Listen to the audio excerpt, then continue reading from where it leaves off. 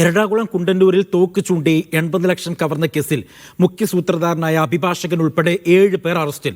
അഭിഭാഷകൻ നിഖിൽ നരേന്ദ്രനെയാണ് പിടികൂടിയത്.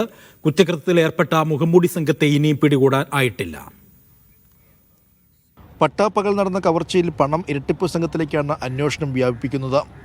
എറണാകുളം ജില്ലയിലെ അഭിഭാഷകനായ നിഖിൽ നരേന്ദ്രനാഥാണ് മുഖ്യ ആസൂത്രകനെന്ന് പോലീസ്.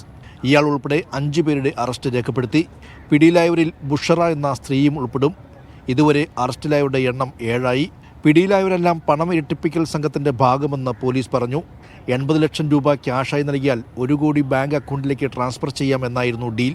ഇതനുസരിച്ച് സ്റ്റീൽ ഷോപ്പ് ഉടമ സുബിൻ പണം എണ്ണിത്തിട്ടപ്പെടുത്തുമ്പോഴായിരുന്നു തോക്കും മാരകായുധങ്ങളും ചൂണ്ടി ആസൂത്രിതമായ കവർച്ച.